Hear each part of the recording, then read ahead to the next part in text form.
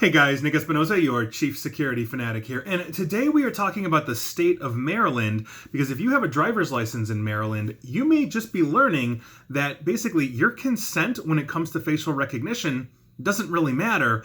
And this should be a wake-up call not just to the residents of Maryland, but to the United States and its citizenry and residents as well. Now, here's what's going on, and I am not going to get political in this because, quite frankly, I don't care what your politics are, but bear with me here. Now, in 2013, this is where we're going to begin, the state of Maryland became the first state on the East Coast of the United States to defy federal guidelines and allow undocumented immigrants to obtain a license without having proof of legal status. Meaning, if you were here illegally in the United States, the state of Maryland would grant you a driver's license, and other states have done this as well, such as California, etc.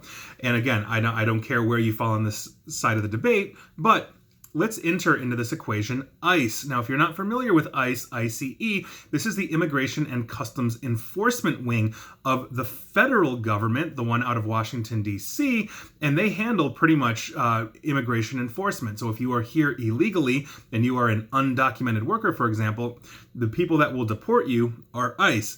Now, ICE has been permitted, apparently, to run facial recognition searches on millions of Maryland driver's license photos without seeking the state's approval or a court's approval, and this is according to officials in the state of Maryland. Now, the technology they're using lets ICE run a photograph of an unknown person through the system to see whether there is a potential match in there. And again, we are looking at undocumented immigrants here, for this, but it affects every driver of the state of Maryland. Now, according to a top Maryland law enforcement official who told state lawmakers this past November, ICE officials had logged nearly 100 sessions into their state's driver's license database since 2018. This is according to a previously unpublicized letter obtained by the Washington Post. Each session could have included multiple searches of the Maryland Image Repository System database, which includes the photos, names, addresses, and other personal information of roughly 7 million drivers statewide. Now, according to ICE spokesperson Danny Bennett, she said the agency would not discuss specific law enforcement tactics or techniques, and that its investigative activities are in compliance with federal law. Note, she did not say state law, in this case Maryland. ICE's facial recognition searches, she added, are not quote-unquote routinely used for civil immigration enforcement, and instead they are primarily used by special agents investigating child exploitation or cyber crime. So this right now goes far beyond what other states allow, and that is basically alarming immigration activists, and we are looking at other states that are granting these driver's licenses, like California, for example, I believe, to see if ICE is doing that here, but we just don't know yet. And so here are my thoughts on this entire situation, because I think it's a little concerning for a lot of different reasons. And again, I don't care where you fall on the immigration debate here. This is just something that I think really needs to be addressed. The first one is the same problem we have with all facial recognition systems right now, and that is misidentification of people. Imagine if you look like somebody else, I look like Penn Jillette, and now immigration is coming to me and saying, well, you are Penn Jillette and you need to be removed from the country or arrested for a cybercrime or whatever that is. We have a huge problem with misidentification in facial recognition databases, and I couldn't imagine having a federal law enforcement agency breathing down my throat or breathing down my neck, because I'm simply not the person that they think that they have found or tracked or whatever.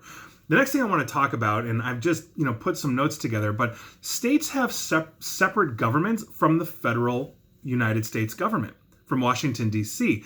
Now, you may have heard of the whole state right movement thing, and I'm not, again, getting political here, but much of the day-to-day governing of citizens across the United States are handled at the state and local level. In this case, the state's elected body of government should have the ability to block or allow requests from the federal government in this manner. So in this case, this appears to be overreach by a federal agency, which basically begs the question, is this the only state they're doing it in? As I mentioned, we have other states where ICE would love to get their hands on this kind of information, but are they getting consent from a court or from the state itself? The state of Maryland owns its DMV, its Department of Motor Vehicles, just as the state of New York or Illinois or Nebraska or California, Alaska, etc. All 50 states have their own system. They own that, they control that, they decide who gets to have a license, they decide the rules of the road for their state. That's oftentimes very uniform, but they control this. And by virtue of it, if the federal government comes in, they need to request access, not just take it. And I'm very curious to know who in the Maryland government, possibly law enforcement, that gave ICE this without the consent of the elected body of the state of Maryland that actually owns that database. That is not owned by the federal government. That is a quintessential overreach. And my last thought on this is, and I'm really honest to God, I am not getting political here, but you may have heard of the whole immigration issue in the United States in the last couple of years, and whatever side you fall on in this debate, I think we can all agree that government overreach is basically a serious issue. By not going through proper channels, this is a serious issue for Americans. We have basically an entire court and legal system that is designed to be a check against law enforcement as needed. They cannot kick in my door and just start looking around at a whim. They need probable cause.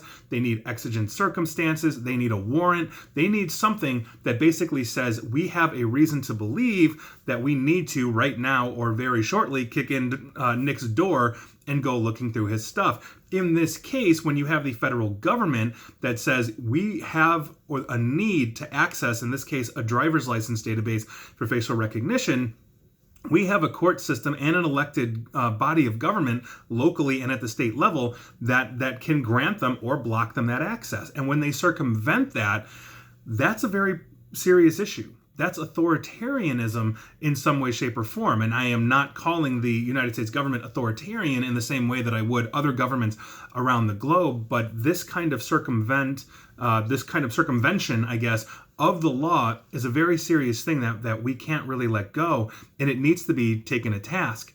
Now, you may believe that ICE should be able to go into this database and run whatever they want, and that's perfectly fine. They just have to get the consent from the state. And you may believe the opposite side, and that's perfectly fine. Then the state should have the right to block them. And so that's what we're talking about here. And I think it's something that we all need to deal with. And my final thought on this is that this continues to underscore and prove that we are not keeping up with the technological advancement in terms of law and regulation. And that specifically isn't just how citizens are being data mined by Facebook and all of that. It's basically because the government doesn't have the law, and it gives them a certain amount of leeway to circumvent the law because it's simply not keeping up. And that's a serious issue because the laws are there not just to keep people in check, they're there to keep the government in check as well. And when we don't have these laws, the government isn't checked. And I think that's a very serious issue that we need to discuss as well. And so those are my thoughts of the day. Feel free to agree or disagree, but if you're in the state of Maryland, heads up. And if you are in the United States in any way, shape, or form, heads up as well, because quite frankly, this is going to affect us all no matter where we are. And so that is your news of the day. And please like, share, follow me here on Facebook and Twitter at NickAESP. And please feel free to subscribe to me at YouTube as well. And as always, stay safe and stay online. Thanks, guys.